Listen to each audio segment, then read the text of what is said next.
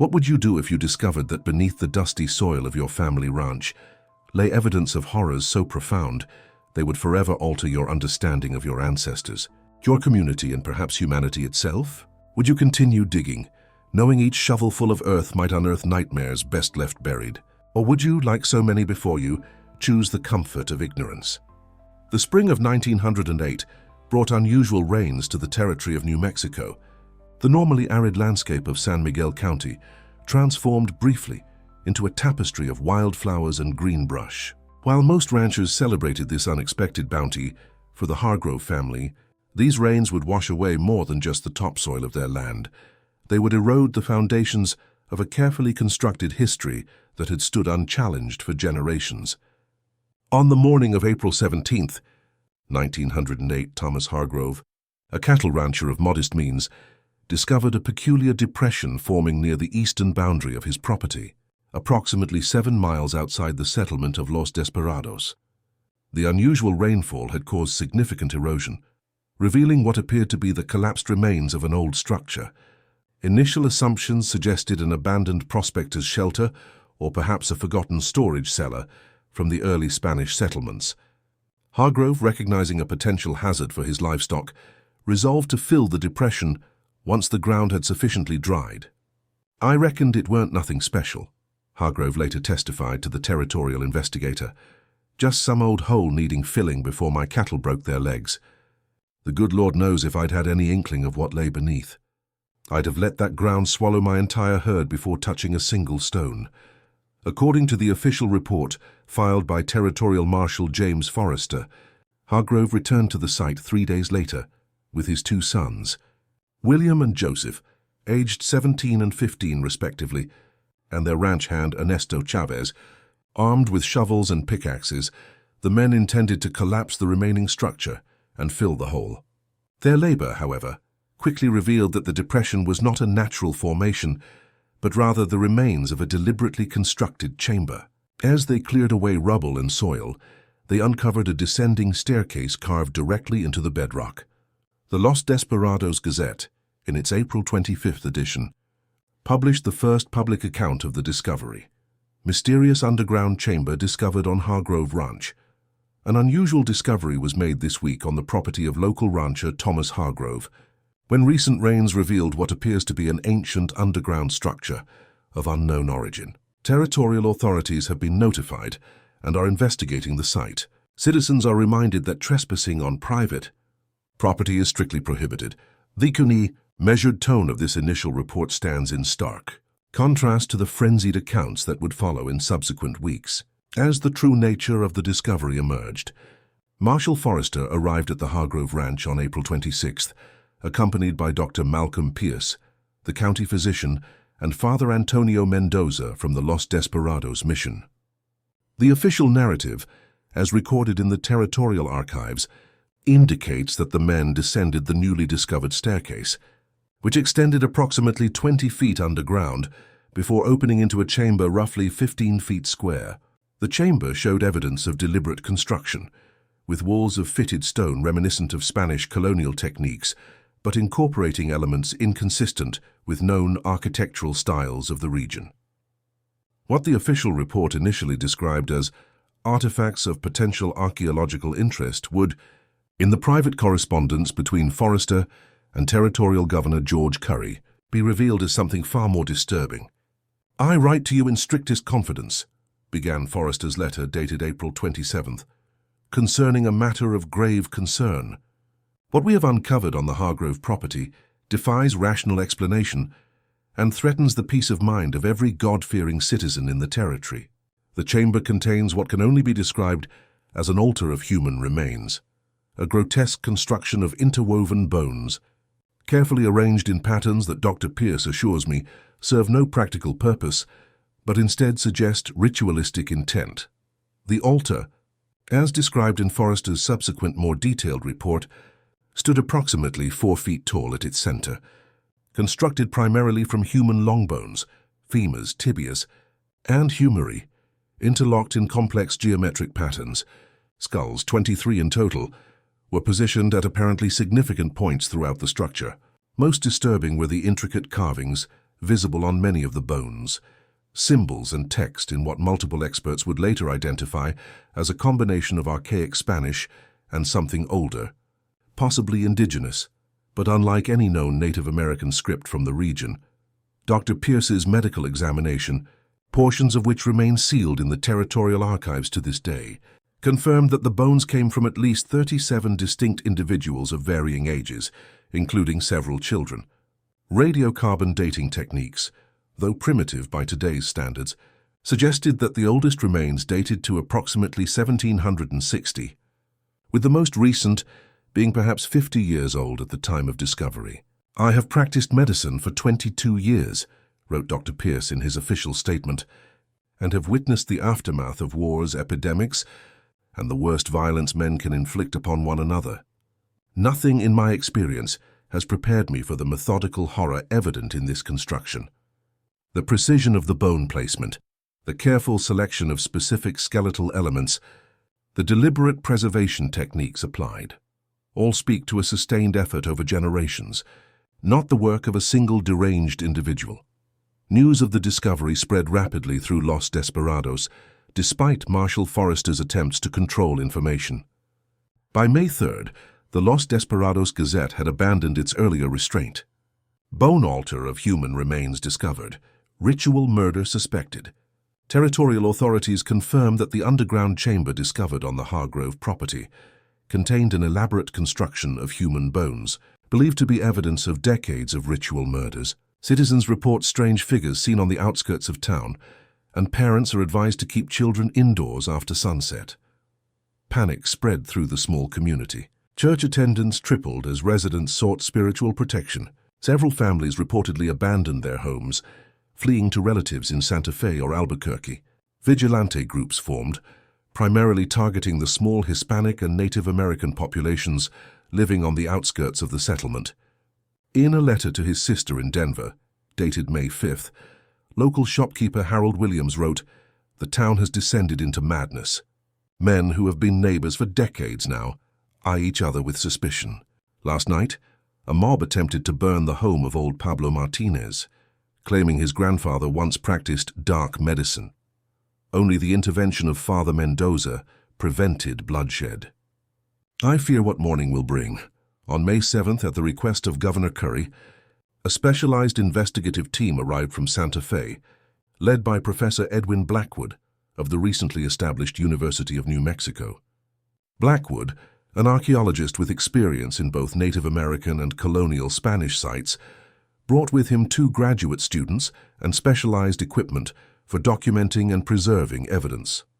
Blackwood's initial assessment, as recorded in the territorial archives, offers the first scholarly analysis of the site. The construction demonstrates sophisticated knowledge of both architecture and human anatomy. The bones have been treated with an unknown preservative compound that has prevented normal decomposition. Most significant are the writings found both carved into the bones and inscribed on copper plates embedded within the altar structure. The text appears to be a variation of 18th century Spanish, but incorporates elements from an unknown language. Preliminary translations of the legible Spanish portions reference a great work and opening of ways, but much remains indecipherable at this time. As Blackwood and his team conducted their investigation, Marshall Forrester pursued another line of inquiry, focusing on the history of the land and the origins of the underground chamber. According to county records, the Hargrove family had owned the ranch since 1878, when Thomas's father, James Hargrove, purchased it from the estate of Don Francisco Valdez. The Valdez family had held the land as part of a Spanish land grant dating to 1754. Interviews with elderly residents of Los Desperados revealed fragmented stories about the Valdez family. Don Francisco, the last of the line, had been a reclusive figure who rarely ventured into town. His property encompassed significantly more land than the current Hargrove Ranch, including several remote areas in the nearby foothills. Most intriguing were references to the Valdez gatherings, infrequent but elaborate events to which select families from as far away as Mexico City would travel. Maria Gonzalez, aged 87 at the time, provided the most detailed account. "My grandmother worked as a kitchen servant in the Valdez hacienda for many years. She spoke little of that time, but would cross herself whenever the family was mentioned. Once, when I was very young, she told me of a night when guests arrived from far away. She was forbidden from entering certain rooms during these gatherings, but she spoke of hearing strange chanting in voices that were and were not human. The next morning, while cleaning, she found a strange copper medallion under a guest's chair. When Don Francisco discovered she had seen it, she was dismissed immediately and warned never to speak of anything she had witnessed. She kept the medallion hidden until her death, when she gave it to me with a warning to throw it into the deepest part of the Pecos River. I did as she asked, but have carried the burden of her fear my entire life. The medallion, as described by Gonzalez, bore striking similarities to copper artifacts recovered from the bone altar, a circular design featuring interlocked geometric patterns surrounding a central symbol resembling an inverted star. As May progressed, Professor Blackwood's team made significant progress in translating the inscriptions. On May 17th, Blackwood sent an urgent telegram to Governor Curry requesting immediate reinforcement of the investigation team and increased security at the site. The contents of this telegram remain classified, but subsequent actions suggest his discoveries greatly alarmed territorial authorities. By May 20th, the site had been placed under 24-hour military guard, and civilian access, including that of the Hargrove family, was completely restricted. A perimeter of half a mile was established around the sinkhole, with armed soldiers patrolling at regular intervals. In a confidential memorandum to the Department of War, Governor Curry wrote, "The situation at Los Desperados has implications beyond a mere criminal investigation. Professor Blackwood's findings suggest connections to similar sites in Mexico and possibly Europe. I respectfully request specialized personnel familiar with the events at Innsmouth, Massachusetts, and Navarro County, Texas." This reference to Innsmouth and Navarro County is particularly noteworthy, as both locations had been sites of classified federal investigations involving what official documents obliquely referred to as cult activities of national security concern. On the night of May 23rd, residents of Los Desperados reported seeing strange lights in the sky above the Hargrove Ranch. The military guards would later describe unusual atmospheric conditions, an unexpected fog that descended rapidly over the site despite the clear conditions in surrounding areas, and what several men independently described as voices in the wind. At approximately 3 o'clock in the morning, gunshots were heard from the direction of the excavation site. When reinforcements arrived from the town, they discovered 3 guards dead, their bodies positioned in a triangular formation around the entrance to the underground chamber. Official reports state that the men died from bullet wounds, presumably from their own weapons during a moment of panic or confusion in the fog. What official reports do not mention, but which emerged in the personal journal of Private Samuel Jenkins, later found among his possessions after his suicide in 1912, was the condition of the bodies. Their eyes were gone, not gouged out as by violence, but seemingly dissolved, leaving empty sockets that contained a crystalline residue. Their mouths were fixed in expressions not of terror but of rapture. Most disturbing was the positioning of their hands, the fingers interlocked in patterns identical to the bone arrangements we had been guarding. What could compel 3 men separately to arrange themselves so precisely in death? And why do I still hear their whispers when I close my eyes at night? The following morning, Governor Curry arrived personally, accompanied by representatives from the federal government whose credentials identified them only as members of a special research division of the State Department. The site was immediately designated as restricted under federal authority, and all territorial personnel, including Marshal Forrester and Professor Blackwood, were removed from the investigation. In the weeks that followed, official information about the bone altar ceased entirely. The Los Desperados Gazette, which had provided regular updates on the investigation, published a brief notice on June 2nd. By order of federal authorities, all reporting on the Hargrove Ranch incident is suspended indefinitely. Citizens are advised that the site presents environmental hazards due to unstable ground conditions and should be avoided. The Gazette retracts any previous statements suggesting criminal or ritualistic activity at the location, as these claims have been determined to be without foundation. This abrupt change in the official narrative did little to quell the anxiety and speculation among the residents of Los Desperados. If anything, the government's obvious suppression of information intensified fears. Throughout the summer of 1908, the community experienced a significant exodus, with nearly 40% of its population relocating to other settlements across the territory. Thomas Hargrove and his family were among those who departed, selling their ranch at a significant loss to a corporate entity, later revealed to be a shell company for government acquisition. Before leaving for California, Hargrove granted a final interview to James McLean, a journalist from the Albuquerque Morning Journal, though the newspaper's editors ultimately declined to publish the account. In McLean's personal papers, archived at the University of New Mexico in 1954, the transcript of this interview provides a chilling postscript to the official record. They think they've buried it again? Deeper this time, Hargrove is quoted as saying, "But some things can't remain buried. My great-grandfather fought in the Mexican-American War, settled this territory when it was still wild, never once showed fear that I heard tell of. But when I asked him about the old Spanish families, especially the Valdez, he would go quiet. Once, when deep in his cups, he told me, 'There are places on this land where the soil is thin, Thomas, thin in ways you can't understand. Best to tread lightly and never dig too deep.' I should have remembered his words. When McLean pressed for details about what the federal authorities had discovered, Hargrove became agitated. 'They found connections, mister. Connections to other places, other—' He hesitated, searching for words. 'Other altars, I suppose you'd call them.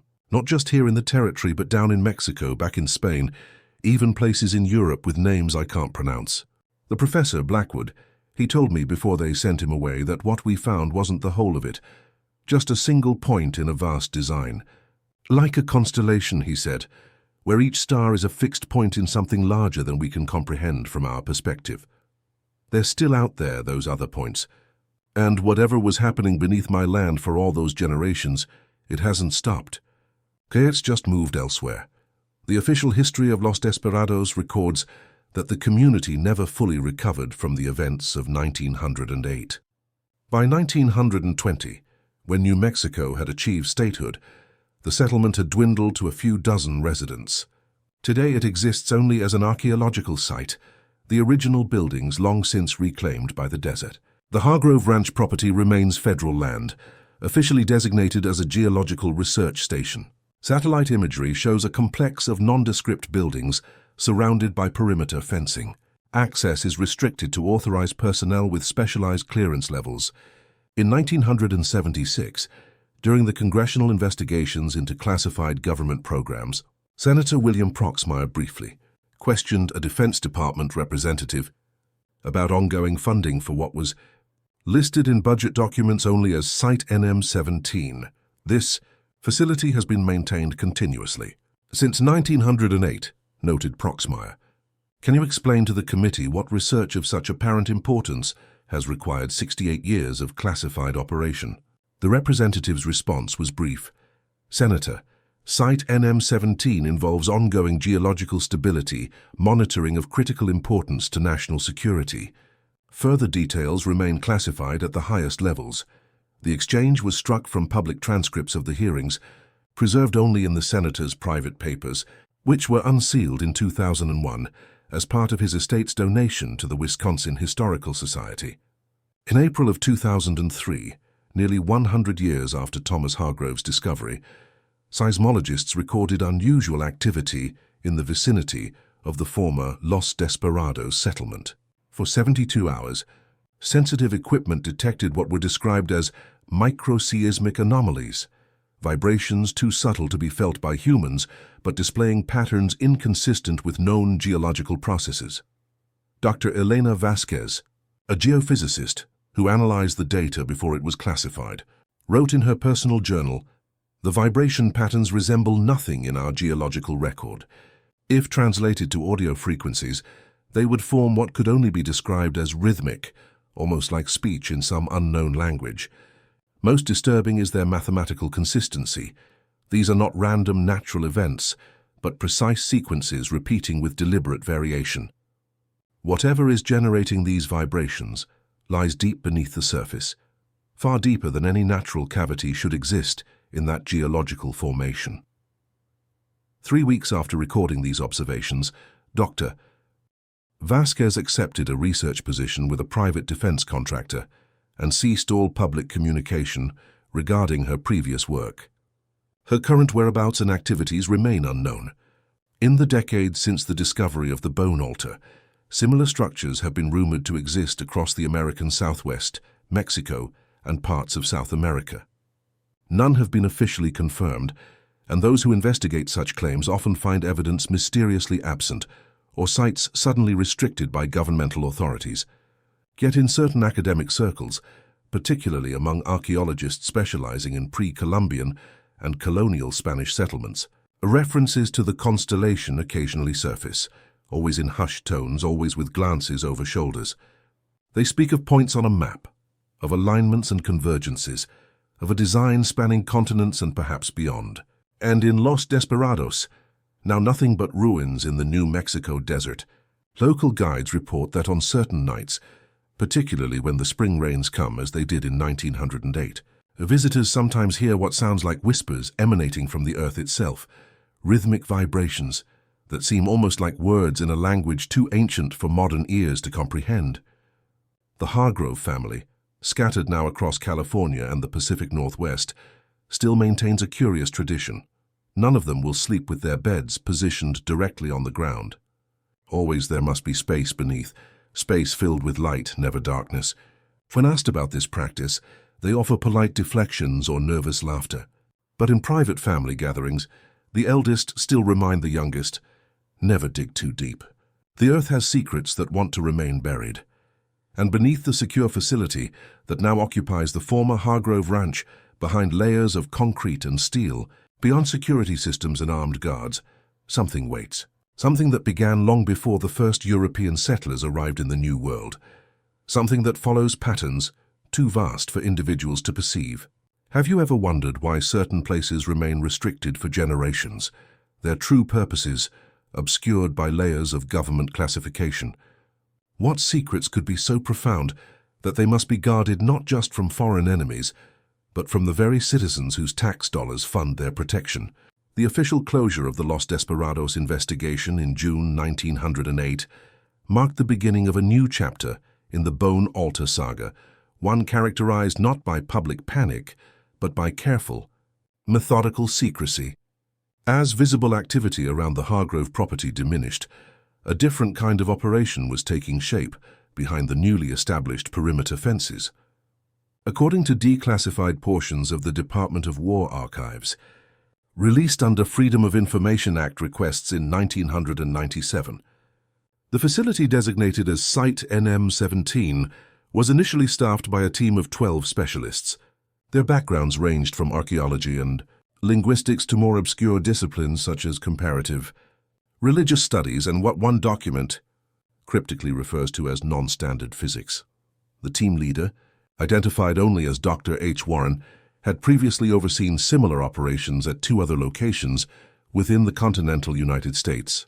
His initial assessment, heavily redacted in the available documents, contains several revealing passages. The Los Desperados configuration exceeds our previous encounters in both scale and complexity. The primary structure, hereafter the altar, demonstrates construction techniques consistent with sites MA03 and TX11, but incorporates evolutionary adaptations, suggesting a more advanced understanding of the underlying principles. Of particular interest are the copper inscriptions, which contain 73 symbols previously unrecorded at other sites. Initial attempts at translation suggest these represent not just linguistic elements, but mathematical operators in what appears to be a form of calculation beyond conventional numerical systems. The Warren Report, as it came to be known among the small circle of government officials with appropriate clearance, went on to establish connection protocols between Los Desperados and other sites. These protocols included regular electromagnetic readings, seismic monitoring, and what was described as resonance testing, a procedure involving the application of specific frequencies to certain elements of the bone altar, while measuring the responses from instruments at distant locations. Dr. Eliza Blackwood, The daughter of Professor Edwin Blackwood, who had been removed from the initial investigation, would later write in her private memoirs, "My father returned from New Mexico a changed man. Though forbidden by federal authorities from discussing his work at Los Desperados, in his final years he became obsessed with certain geometric patterns, drawing them compulsively on any available surface." When I found his journals after his death in 1922, I discovered pages filled with what appeared to be star charts, but with configurations unlike any known constellations. Between these drawings were fragments of text in multiple languages, some of which I recognized from my own linguistic studies, others completely unknown to me. One phrase appeared repeatedly: "The points align when the boundaries thin." Father had underlined this in red ink so forcefully that the pen had torn through the paper. Throughout the 1910s, as the First World War consumed global attention, Site NM-17 operated with minimal oversight. Annual budget allocations were approved without question, buried within larger military appropriations. Personnel rotated through the facility on 6-month assignments, each signing unprecedented confidentiality agreements that extended for 75 years beyond their service.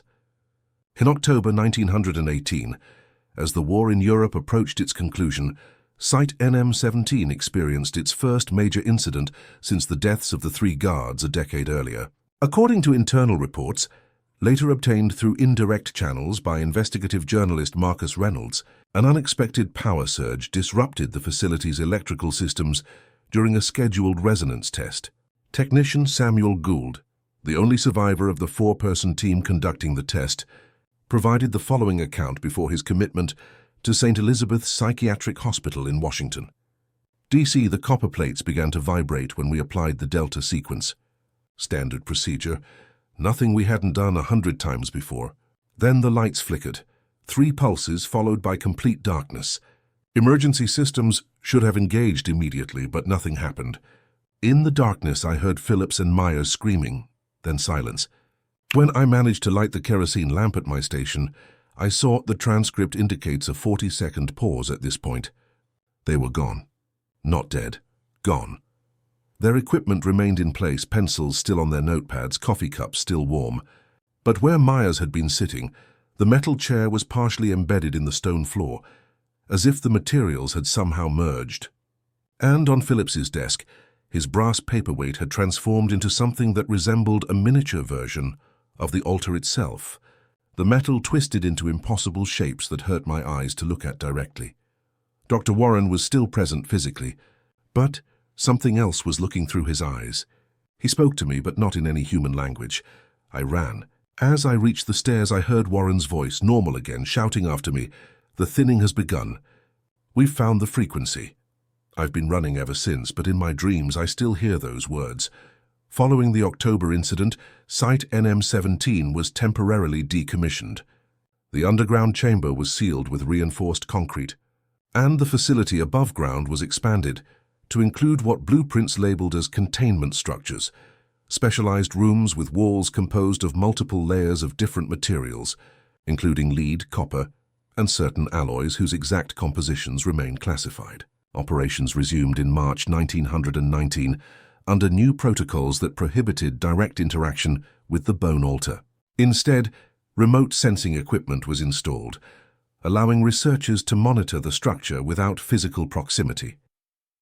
These precautions would remain in place for nearly 3 decades, during which time the site exhibited what official reports described as minimal activity levels.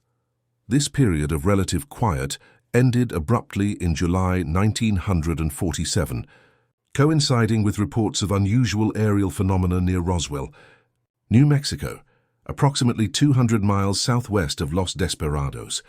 While public attention focused on the Roswell events and the subsequent military explanations involving weather balloons, Site NM-17 recorded unprecedented readings from its monitoring equipment. A classified memorandum from the facility director to the newly established Joint Research and Development Board, a predecessor to DARPA, stated, "For a period of approximately 17 minutes on July 5th, all monitoring equipment at the primary containment site registered activity levels exceeding previously established scale maximums.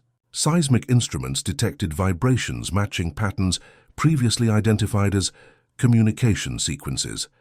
Most significantly, the copper inscription components of the structure exhibited temperature increases of over 700 degrees Fahrenheit without any apparent oxidation or other thermal damage.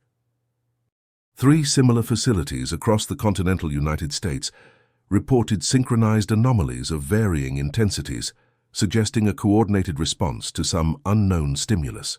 Recommendation: immediate implementation of Protocol Obsidian.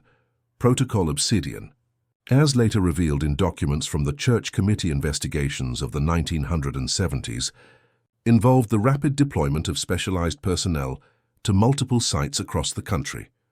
These teams carried equipment designed to measure, and if necessary, suppress what were referred to as resonance cascades, events where activity at one site triggered responses from others in the network.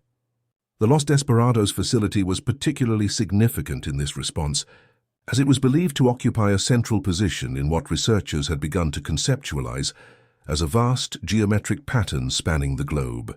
Points in this pattern included not just the known sites in Massachusetts and Texas, but also locations in Mexico, Peru, Spain, Egypt, Cambodia, and remote regions of Antarctica.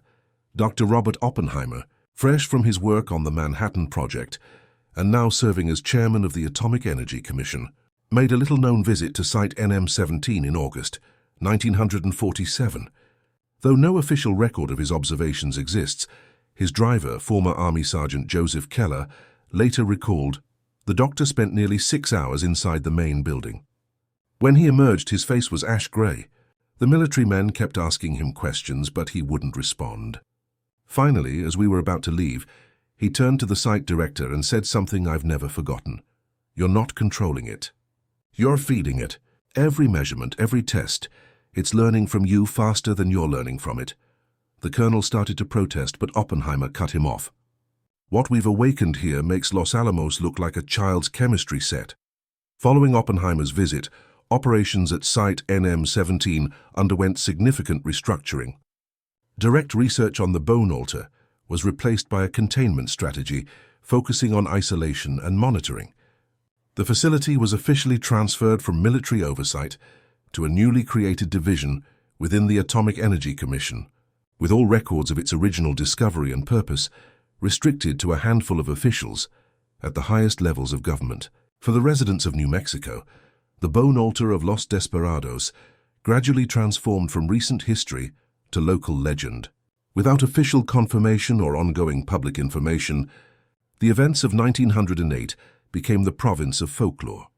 Stories told around campfires, embellished with each retelling until separating fact from fiction became nearly impossible. Yet occasionally, fragments of the truth would surface in unexpected ways. In 1963, a highway construction project approximately 15 miles from the original Hargrove property uncovered a smaller chamber containing what the initial report described as arranged human remains before local authorities could properly document the site. Federal agents arrived and assumed jurisdiction. The discovery received 2 paragraphs in the Santa Fe New Mexican before disappearing from public discourse entirely. Maria Valdez, whose great-grandmother had worked in the Valdez Hacienda generations earlier, became a reluctant keeper of whatever historical truth remained accessible. Though she had no formal education beyond high school, Valdez spent decades collecting family stories, newspaper clippings, and public records relating to Los Desperados and the surrounding area. Her archive, maintained in her modest home on the outskirts of Santa Fe, became an essential resource for the few researchers brave or foolhardy enough to investigate the bone altar legends. In an interview conducted in 1981 for an unpublished dissertation on regional folklore, Valdez offered a perspective shaped by both family, history, and years of careful study. What happened in 1908 wasn't the beginning. It was merely the first time white authorities couldn't ignore what had been happening for generations. My people knew about the Valdez family and their work. The Spanish missionaries wrote about finding strange structures when they first arrived in this territory, things the native peoples feared and avoided. Some of the oldest petroglyphs in the canyons show the same patterns they found on those bones. This didn't start with settlers or conquistadors. They just continued something much older. When asked about the government facility that now occupied the site, Valdez became noticeably cautious. They think they're studying it, containing it, but they're really just caretakers. The pattern is bigger than one location, bigger than one country or continent. My grandmother told me that the old ones believed these places were like, how do I explain this, like anchors, holding something in place. Or maybe doorways kept locked by their very existence. The scholars can argue about whether it's science or superstition, but one thing is certain. For hundreds of years, people have died to maintain these sites, believing that something worse would happen if they didn't.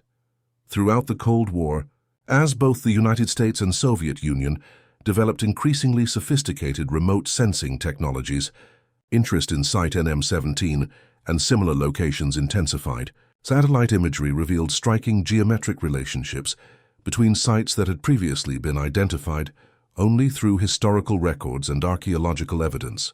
When these locations were mapped globally, they formed patterns consistent with those found in the bone arrangements themselves, fractal iterations of a complex design visible only when viewed at multiple scales simultaneously. In 1983, during the height of the Strategic Defense Initiative, a classified project codenamed Distant Mirror attempted to use these patterns for what internal documents described as non-standard communications applications. The precise nature of these applications remains heavily redacted, but subsequent budget allocations suggest the project involved substantial resources before its abrupt termination in 1986. The official reason for cancellation, as recorded in a memorandum to the Secretary of Defense, cited unpredictable resonance effects with potentially severe security implications. Unofficial accounts from project personnel, speaking under condition of anonymity years later, described more disturbing concerns. We thought we were building a new kind of communications network using these naturally occurring geometric patterns, one senior researcher explained. What we didn't understand was that the network already existed, had existed for centuries or millennia, and we weren't the only ones using it. Every time we initiated a transmission, we detected responses that couldn't be accounted for by echo effects or known physical phenomena. Data sent through the system came back changed, containing information we hadn't included. After the third test, when equipment at 3 separate facilities spontaneously reconfigured into those damned bone patterns, even the military people agreed it was time to stop. As the 20th century drew to a close, direct government involvement with the Los Desperados site appeared to diminish. Satellite imagery showed reduced activity at the facility, and budget documents indicated a shift toward automated monitoring rather than active research. To outside observers, it seemed the government had finally acknowledged the wisdom of leaving some mysteries unexplored. However, in 2001, following the September 11th attacks and subsequent reassessment of all potential security threats, interest in Site NM17 quietly resurged. A special access program, buried within the newly created Department of Homeland Security, began recruiting specialists in fields ranging from quantum physics to comparative mythology. Their assignment, though never explicitly stated in unclassified documents, appeared to involve reassessing the potential applications of what one internal paper referred to as non-conventional causal networks. Dr. James Hargrove, a great-grandson of Thomas Hargrove, who had discovered the original bone altar, found himself in the unusual position of being recruited for this program, despite his field being cultural anthropology rather than physics or engineering. His expertise in pre-Columbian ritual practices had led him to study his own family history, though until the government's approach, he had believed the bone altar to be largely exaggerated family folklore. In his personal journal, secured in a safe deposit box with instructions for it to be opened only in the event of his death or disappearance, Hargrove recorded his initial impressions. They showed me things today that I still can't process: photographs, documents, physical evidence that validates every nightmare story my grandfather told. The altar is real. The connections to other sites are real. What they're not telling me, what I sense they're hiding even from most of their own researchers, is what they believe these sites actually do. There's a tension in every briefing, a careful avoidance of certain fundamental questions. They keep referring to practical applications and strategic advantages, but I can't shake the feeling that they're like children playing with a nuclear reactor, understanding just enough to be dangerous.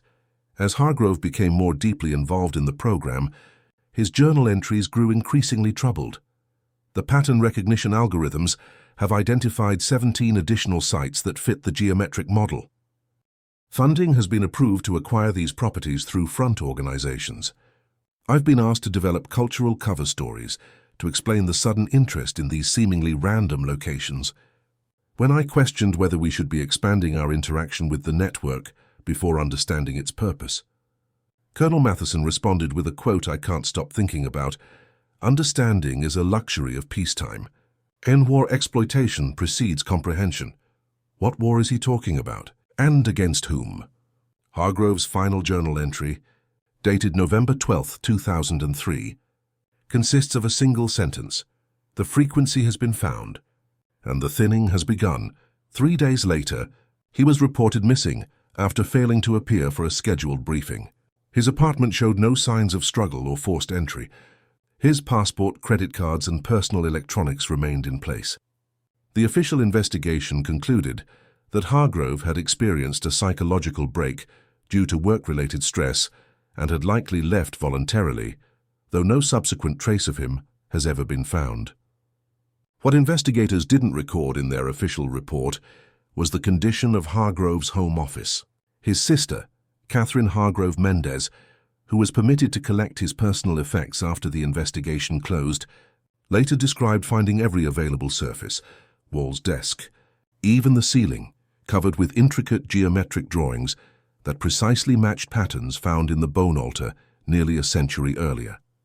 It wasn't just that he had drawn these things. She recalled in a 2017 interview with paranormal researcher David Chen. It was the precision, the perfect symmetry that would have been impossible without tools he didn't possess. And some of the patterns seemed to shift when viewed from different angles, revealing nested designs within designs. The authorities confiscated everything, claimed it was government property due to James's security clearance. But before they arrived, I photographed as much as I could. Those images were corrupted somehow. They show nothing but static when opened. Yet sometimes late at night, my computer wakes itself, and those files attempt to open on their own. In the years following Hargrove's disappearance, activity at Site NM17 intensified. Satellite imagery showed new construction, including what appeared to be a substantially expanded underground component. Power consumption, as estimated from regional grid data, increased by over 300%. Most telling was the establishment of a no-fly zone over the facility and surrounding area, enforced with unusual stringency, even against military and other government aircraft.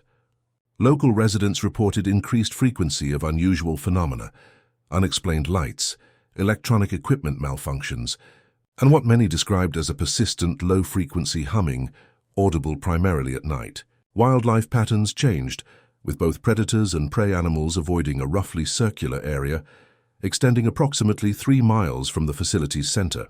In 2008, exactly 100 years after the discovery of the bone altar, seismic monitoring stations across New Mexico recorded what was initially classified as a minor earthquake centered near the former Los Desperados settlement. Subsequent analysis revealed anomalies in the waveform patterns that distinguish the event from typical tectonic activity. Most notably, the vibrations contained rhythmic sequences that repeated at precise intervals, patterns that several researchers independently compared to encoded information rather than natural phenomena. 2 weeks after this event, in a seemingly unrelated development, 17 research facilities across the globe, including locations in Mexico, Peru, Egypt, Cambodia, and Antarctica, reported simultaneous equipment failures. In each case, sensitive monitoring instruments were found to have reoriented themselves to point in the exact direction of Los Desperados, New Mexico.